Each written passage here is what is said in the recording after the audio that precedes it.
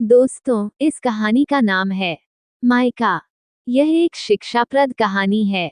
चलिए सुनते हैं। बहू, बुरा मत मानना। अपनी माँ को बता देना कि हमारा टेस्ट कैसा है, हम कैसी चीजें पसंद करते हैं। तुम्हारी माँ की पिछली बार भेजी हुई साड़ी हमें कामवाली को देनी पड़ी। कम से कम हमारा स्टेटस तो देखकर गिफ्ट भेजती ना, या गिफ्ट भेजे ही ना।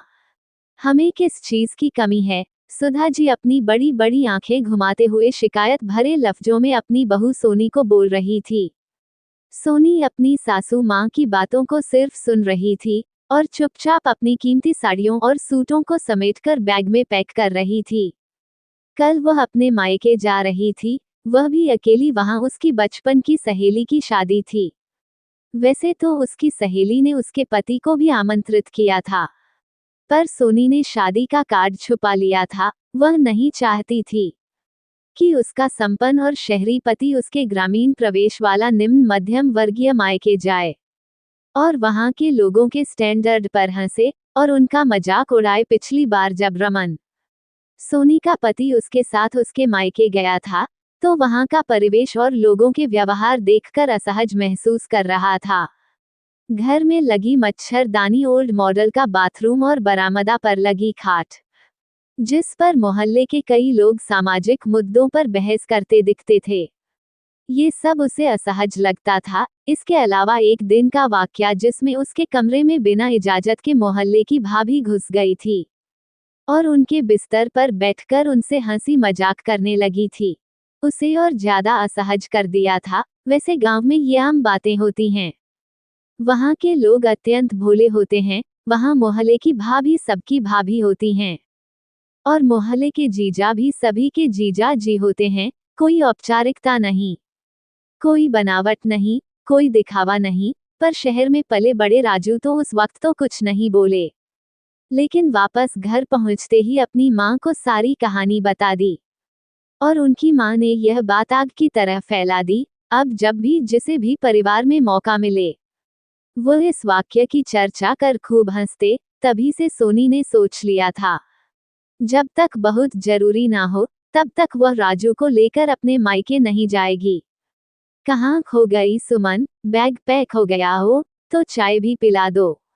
वैसे भी कल से आया के हाथों की चाय पीनी पड़ेगी। राजू ऑफिस से घर आ चुका था और ड्राइंग रूम से उसे आवाज लगा रहा था। अभी आई बोलकर सोनी ने पैक किए बैग को साइड रख दिया और किचन में पकोड़े के साथ चाय भी बनाने लगी। उसे हाथ में चाय के साथ पकोड़े लिए देखकर राजू मुस्कुरा पड़ा और अपनी प्यारी मुस्कान के साथ उसका हाथ पकड़ अपने पास बिठाते हुए बोला, मायके जा रही हो, कुछ चाहिए भी अपने लिए? कुछ नए कपड़े, नए जेवरात, या फिर सहेली के लिए कुछ कीमती उपहार? वैसे अगर तुम्हारी सहेली मुझे बुलाती तो मैं भी तुम्हारे साथ चलता, तुम्हारे मम्मी पापा से मिल भी लेता। अगर तुम कहो तो कल की छुट्टी लेकर तुम्हें वहां गाड़ी से मैं छोड़ आऊं।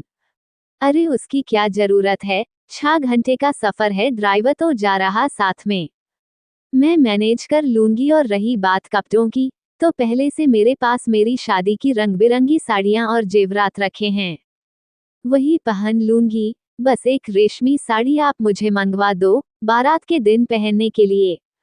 सोनी मुस्कुराकर बोली। सोनी की फरमाइश पर राजू ने मोहल्ले की साड़ी स्टोर से एक खूबसूरत सी रेशमी साड़ी खरीदकर उसे दे दी।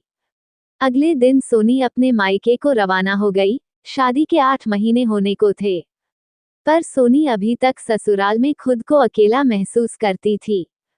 इसकी वजह शायद दोनों परिवार के हैसियत में जमीन आसमान का फर्क था, या फिर सोनी का मितभाषी होना। सोनी अपने पति से भी यह बोल नहीं पाती थी कि उसके मायके की छोटी छोटी बातें सबों के सामने मजाक का विषय बनाना उसे बिल्कुल पसंद नहीं। उसकी सासू माँ का तकिया कलाम था कि इसके मायके में एक यही सोनी है जो हमारे परिवार के लायक है, वरना हम ऐसे परिवार में अपने बेटे को ब्याहते। सोनी को ऐसी बातों से बहुत कष्ट होता।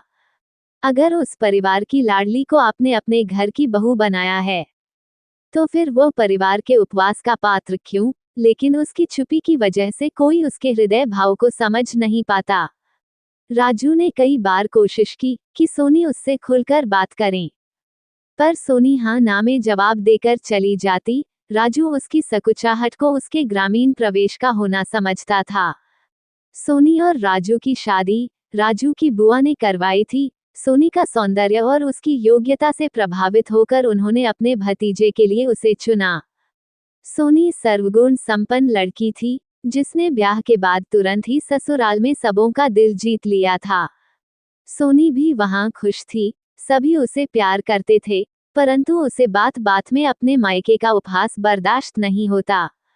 उसके ससुराल वालों के लिए उसका मायका नॉन एक्सेप्टेबल था, जिससे वह दुखी और शांत रहती थी। राजू की बहू का फोन आया था कि वह 2 दिन में वापस नहीं आ पाएगी, वो कुछ दिन वहां रहना चाहती है। मैंने भी कहा ठीक है रह लो, आखिर मायका है तुम्हारा, वैसे अब तुम्हें इतनी सुविधाओं की आदत लग गई है कि खुद वापस आ जाओगी। कुछ दिनों में राजू के ऑफिस से आते ही उसकी माँ बोली।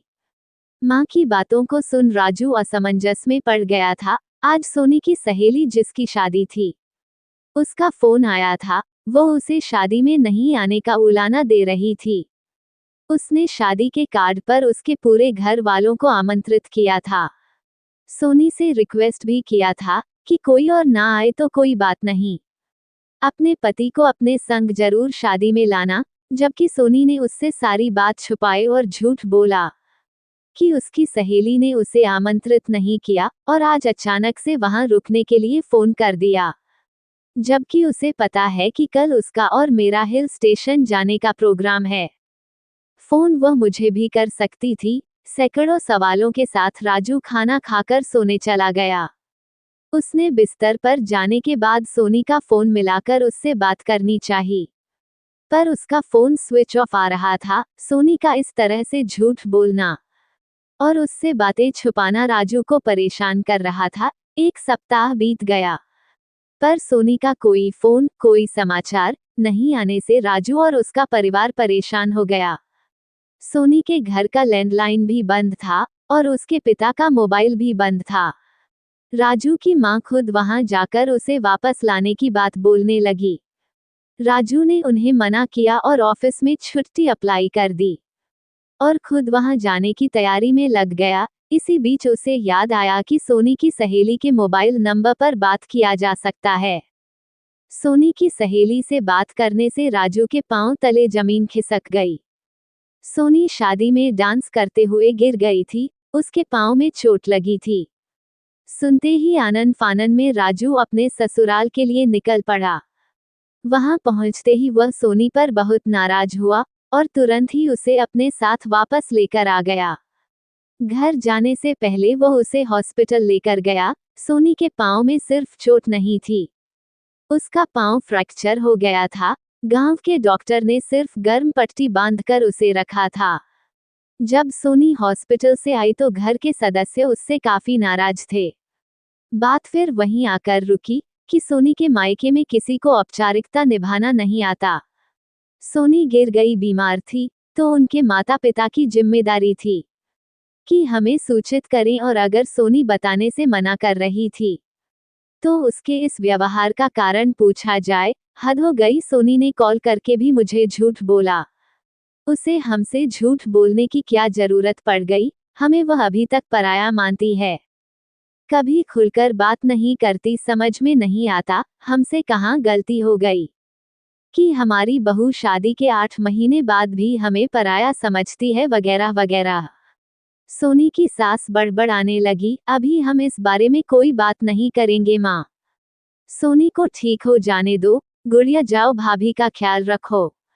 और गुड्डू तुम सोनी को उठने बैठने में मदद किया करना। राजू ने मायके में दखल अंदाजी कर बातों को वहीं रोक दिया, लेकिन वह भी सोनी से उसके झूठ बोलने का कारण जानना चाहता था। इसी बीच सुधा जी ने अपनी शादी के सालगिरह के उपलक्ष्य में सत्यनारायण भगवान की पूजा रखवा दी। पूजा पर पंडित जी के साथ वह और उनके पति भी बैठे। पूजा में नए कपड़े पहनने थे, इसलिए उन्होंने सोनी के मायके से आई हुई साड़ी जो वह इस बार वो लेकर आई थी। फाइनली इतने दिनों में पहली बार सोनी के मायके की साड़ी उन्हें पसंद आई थी। पूजा में सोनी को भी व्हील चेयर पर बैठाकर राजू लेकर आया था। मोहल्ले की स्त्रियां भी पूजा में सम्मिलित होने आई थी। पूजा संपन्न होने के बाद सुधा की पड़ोसी सिन बोल पड़ी, इस साड़ी में बहुत सुंदर लग रही हो। हाँ, बहू के मायके से आई थी। सोचा नहीं है तो इसे ही पहन लेती हूँ। सुधा जी ने मुस्कुरा कर बोला, अरे नहीं सुधा, ये साड़ी तो मेरी स्टो की है। ये लेटेस्ट 5 डिजाइनर साड़ी मैंने मंगवाई थी। राजू ही तो लेकर आया था उस दिन शाम को जब तुम्हारी बहू मायके जा रही थी। पड़ोसन मुस्कुराकर बोली, ये वही पड़ोसन थी जिसका साड़ी का स्टोर था। सुधा जी को सोनी की झूठ पर अत्यंत क्रोध आ रहा था। किसी तरह उन्होंने सारे अतिथियों को विदा किया और फिर पूरा घर सिर पर उठा लिया। राजू भी मां की साड़ी को पहचान चुका था और उसने भी स्वीकृति दे दी कि यह साड़ी वह सोनी के लिए लाया था। एक बार फिर सोनी के झूठी होने के बात सामने आ गई। सोनी रोए जा रही थी और सुधा जी अपनी आज की बेइज्जती से उस पर झुझला रही थी। उन्होंने अपने केक कटिंग का प्रोग्राम भी कैंसिल कर दिया और अपने कमरे में जाकर सो गई। रोना बंद। सोनी, आज तुम मुझे अपने झूठ बोलने की वजह बताओगी। क्यों तुमने अपनी सहेली के शादी के आमंत्रण के बारे में झूठ बोला? क्यों तुमने अपने पांव टूटने की बात नहीं बताई और झूठ बोला कि तुम अपने मायके में कुछ दिन रहना चाहती हो? और क्यों तुमने मां को झूठ बोलकर यह साड़ी दी कि तुम्हारी मां ने उन्हें गिफ्ट किया है? राजू आज बहुत गंभीर होकर सवाल कर रहा था। राजू के पिता और उसके भाई बहन भी यह जानना चाहते थे। हाँ, मैंने बोला झूठ और आगे भी बोलती रहूंगी अगर आप लोग मेरे मायके का इस तरह उपहास करेंगे। मैंने अपनी सहेली का आमंत्रण इसीलिए छुपाया कि आप मेरे मायके नहीं जाएं। वहां जाकर आप उस वक्त कुछ नहीं बोलते और वहां से आने के बाद वहां के परिवेश का मजाक उड़ाते हो। मेरे माता पिता अपने दामाद के स्वागत में हर वह चीज की व्यवस्था करते हैं जिससे उनके दामाद को कोई असुविधा ना हो, कोई तकलीफ ना हो। फिर भी वहां की चीजें आपको बुरी लगती हैं। आप हर वक्त यह एहसास दिलाते हैं कि आप वहां पर अनकंफर्टेबल हैं। इसी वजह से मैंने अपने पैर में लगी चोट की बात छुपाई।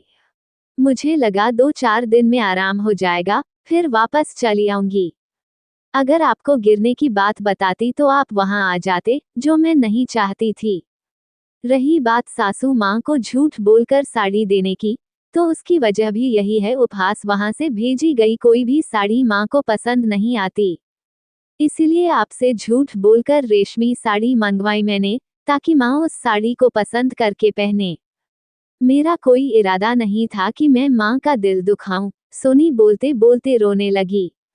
उसने रोते हुए अपनी और बातें भी परिवार के सामने रखी, जिसमें ये भी था कि उसका मायका अगर सुविधा से पूर्ण नहीं तो क्या हुआ है।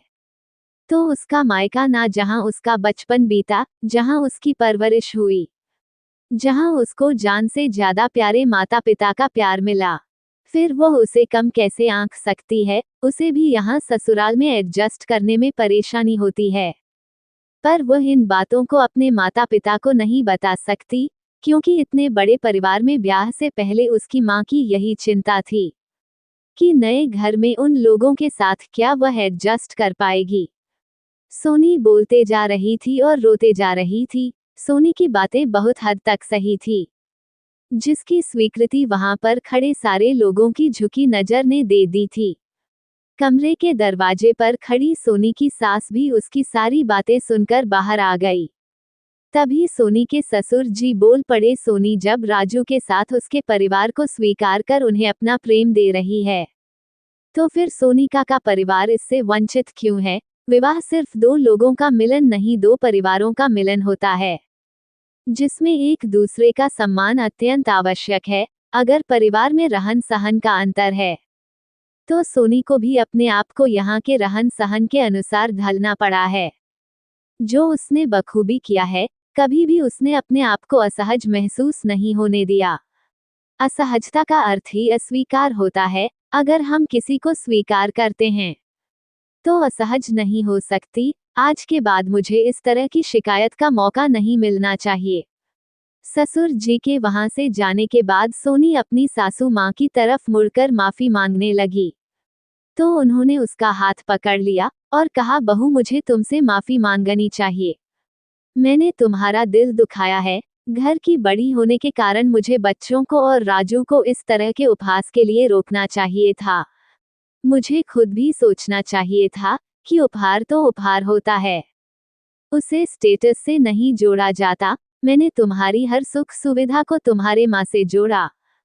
इसके लिए मुझे माफ कर दो। आज से मैं वचन देती हूँ, जिस तरह तुमने हमारे परिवार को स्वीकार किया, हम भी तुम्हारे परिवार को स्वीकार करेंगे। मैं एक स्त्री होकर कैसे भूल गई कि एक स्त्री का मायका उसके लिए कितना प्यारा होता है। अब रोना बंद करो बेटा। सासू माँ की बात सुनते ही सोनी ने झट से अपना आंसू पोंछ लिया और कहा, मैंने रोना बंद कर दिया माँ, और अगर आपने मुझे माफ कर दिया तो प्लीज केक काट लीजिए। उसके अचानक से इतने गंभीर होने से सभी घर के सदस्य जोर जोर से हंसने लगे।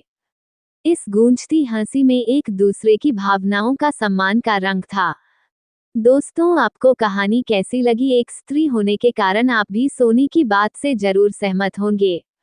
हम बहू की इज्जत करते हैं, उसे प्यार भी देते हैं, पर उससे जुड़ी उसकी भावनाओं की कदर नहीं करते।